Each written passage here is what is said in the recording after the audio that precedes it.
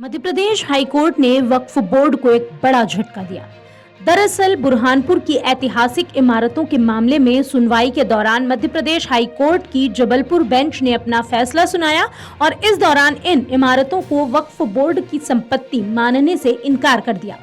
दरअसल बुरहानपुर की शाह शुजा स्मारक, नादिर शाह का मकबरा और किले में स्थित बीवी साहिब की मस्जिद को वक्फ बोर्ड ने अपनी संपत्ति मानने का नोटिफिकेशन जारी कर दिया था। इस मामले में सुनवाई के दौरान हाईकोर्ट ने बोर्ड को बड़ा झटका देते हुए तीनों ही इमारतों को वक्फ बोर्ड की संपत्ति मानने से इनकार कर दिया। वक्फ बोर्ड के खिलाफ दायर याचिका में आर्कियोलॉजिकल सर्वे ऑफ इंडिया ने दलील दी थी कि प्राचीन स्मारक संरक्षण अधिनियम 1904 के तहत यह प्राचीन और संरक्षित इमारत है। अधिनियम 1904 के तहत वक्फ बोर्ड इन्हें अपनी संपत्ति घोषित नहीं कर सकता। हाईकोर्ट ने सुनवाई के बाद फैसला एएसआई के पक्ष में दिया। जस्टिस जीएस आहलूवालिया की एकल पीठ ने मध्य प्रदेश वक्फ बोर्ड के सीईओ के 2013 में जारी उस आदेश को निरस्त कर दिया जिसमें मुगल बादशाह शाहजहां की बहू बेगम बिल्किस के मकबरे समेत बुरहानपुर शहर में स्थित 3 प्राचीन स्मारकों को वक्फ बोर्ड की संपत्ति घोषित किया गया था। मामले में हाईकोर्ट में एएसआई की ओर से पैरवी कर रहे वकील कौशलेंद्र नाथ पैठिया ने अदालत के फैसले के बाद कहा, वक्फ बोर्ड की अधिकांश संपत्तियां भूमाफियाओं के हाथों में हैं।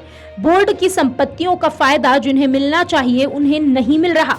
उन्होंने कहा कि रेलवे और सेना के बाद वक्फ बोर्ड के पास ही सबसे ज्यादा संपत्तियां हैं। दावा किया जा रहा है कि बोर्ड के पास 7 लाख एकड़ जमीन है।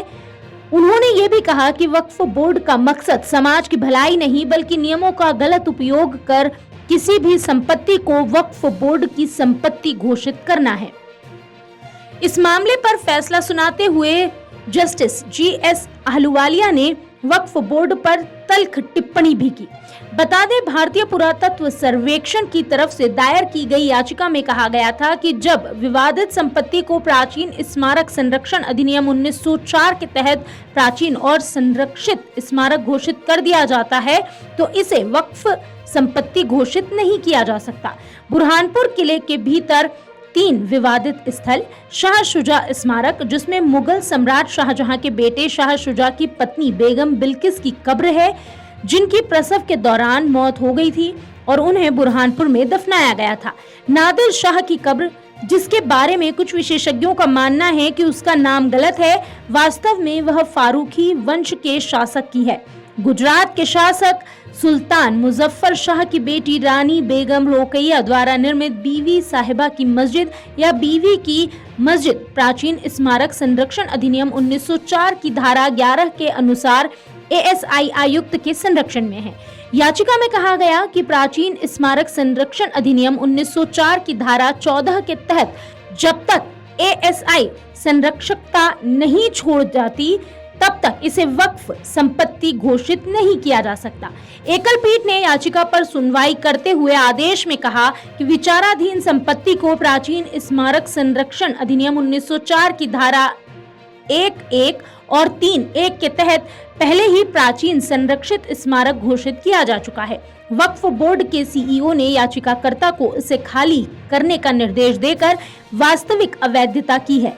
संपत्ति को प्राचीन संरक्षित स्मारक घोषित किए जाने के बाद यह एएसआई आयुक्त के संरक्षकता के अधीन आ जाती है। इसे प्राचीन स्मारक संरक्षण अधिनियम की धारा 14 के तहत निर्धारित प्रक्रिया का पालन करने के बाद ही संरक्षकता से मुक्त किया जा सकता है।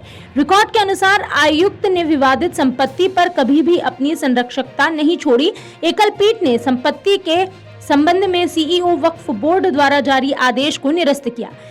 पूरा फैसला सुनाने के बाद जस्टिस आहलूवालिया ने वक्फ बोर्ड के लिए टिप्पणी करते हुए कहा, उन्होंने कहा कि जिस तरह से देश की प्राचीन संपत्तियों को वक्फ बोर्ड अपने अधीन कर रहा है उसको देखते हुए ताजमहल और लाल किले को भी वक्फ बोर्ड की संपत्ति घोषित कर दी जाए।